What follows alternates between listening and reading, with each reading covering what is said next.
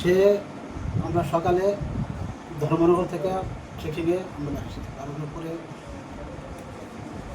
ইয়েতে ট্রেকিং করতে করতে আমরা পানিসাগর যাওয়ার পরে ট্রেনের মধ্যে পানিসাগর যাওয়ার পরে ওকে একটু সন্দেহ হলো, ওকে জিজ্ঞাসা করলাম ব্যাগের মধ্যে কী।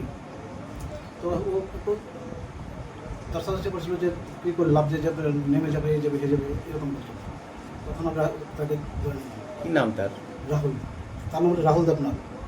বাবার নাম হচ্ছে বনমন্দির দেবনাথ। তার বিষয়ে নয়াপাড়া ধর্মনগর। তো এই নামার পরে সে বলছে টাকা আছে, আমার তার কাছে বলেছে টাকা আছে। তো তাকে আমি নামালাম, নামাই সেটা এখন তারপরে আমরা কী করলাম, দেখলাম যে টাকা আছে, আমরা টাকার হাত দিয়ে ওকে নিয়ে আমরা থানাতে চলে আসলাম।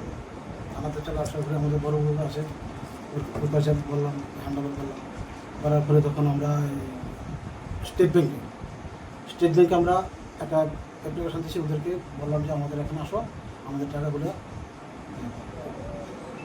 গণা দেওয়ার জন্য। ওরা মেশিন টেশিন সমস্ত কিছু নিয়ে আসলো, ওরা দেখলো টাকাগুলো গণা টেনে দিয়ে এখানে 23,98,900 টাকা আছে। টাকাটা আমরা রিকভারি করেছি। সে কোথায় নিয়ে যাচ্ছিল বা কোনো কিছু জানিস? হ্যাঁ, সে বলছিল আগরতলা নিয়ে যাচ্ছিল। সে এরকম বলছিল আমরা আগরতলা নিয়ে যাচ্ছি, আগরতলাতে তারা হ্যাঁ কি ব্যবসা করে নাকি ইয়ের দোকান আছে, তার স্বর্ণকার। সে বলছে তাকে নাকি স্বর্ণকারের দোকান আছে, সেই জন্য স্বর্ণ নিয়ে আসবে বা কিছু জিনিসপত্র নিয়ে আসবে, সেজন্য তার সাথে কেউ ছিল কি? না, তার সাথে আর কেউ ছিল না, সে একাই ছিল। সে কি সোনার দোকানের ব্যবসায়ী? সে বলছে যে সোনার দোকানের ব্যবসায়ী, কিন্তু সেই ব্যবসায়ী না, কিন্তু তার দোকান আছে একটা, জুয়েলারি একটা দোকান আছে। কোথায়? ধর্মনগরে একটা জুয়েলারি দোকান আছে। টাকাগুলো কি কোনো বৈধতা পাওয়া গেছে? না, এখন তো টাকার কোনো কিছু পাওয়া যায়নি। এখন বৈধতা হচ্ছে আমরা ওটাকে ট্যাক্স অফিসে আমরা জমা দেবো, ওদেরকে আমরা চিঠি লিখেছি, ওরা নিয়ে যাবে, ওরা বাকিটা দেবে।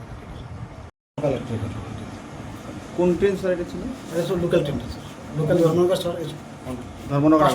ধর্মনগর টু আগরতলা যে ট্রেনটা ছিল, শিবচরের যে ট্রেনটা, ওই ট্রেনটা।